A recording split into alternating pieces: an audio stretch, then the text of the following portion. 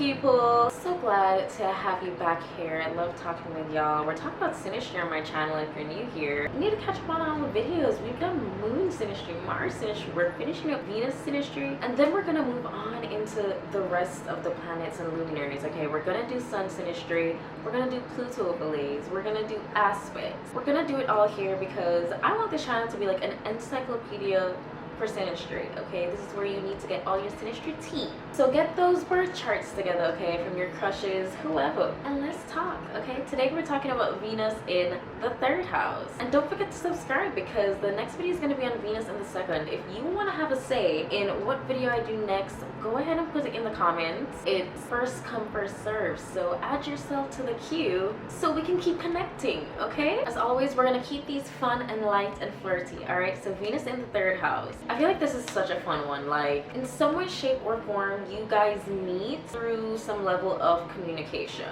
So like, either you both were like English majors in school, or you both worked at a bookstore, or you both worked in customer service. You know, you guys met in an environment where your first impression of each other was hearing how you communicate with others, hearing how you express yourself, express your art. Maybe you guys met somewhere where you had to like give a speech. But the 3rd house, it's very artsy, and it has a lot to do with our hobbies.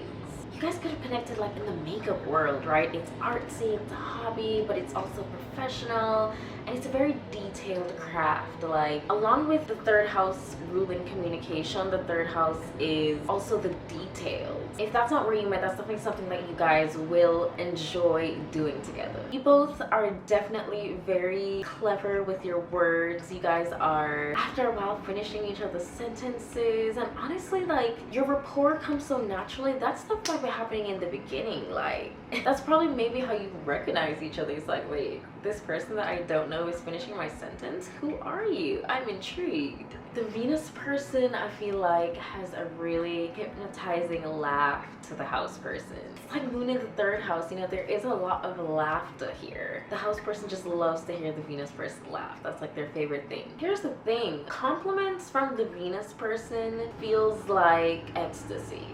Like, it gives you a rush that of no other, because you can see that the person's not just admiring you for how you look, not just for like what you do, but it's genuinely your personality. And your personality is the most individual type of like thing about you. So when you can feel like that somebody looks at the whole picture of you and really it clicks for them, that's ecstasy.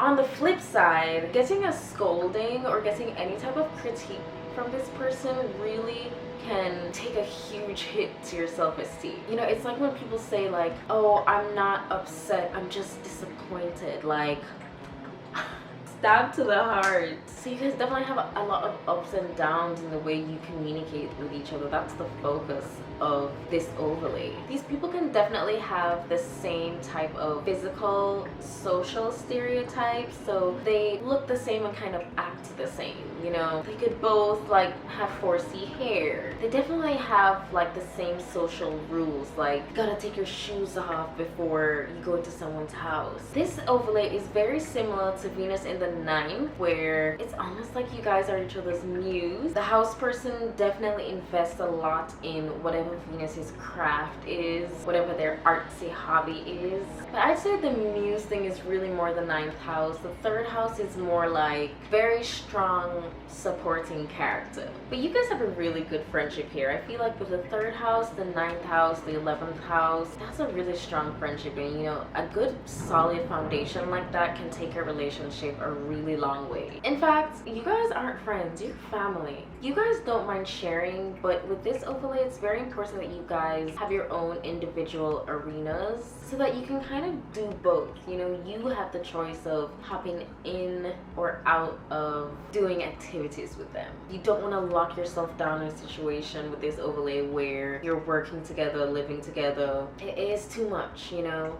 Like, you guys can have a podcast together, but if you want your own podcast, go for it, you know. But yeah, I think that's pretty much all I have for this one. Humor is the key to the heart here, so keep them laughing and you've got them in your pocket.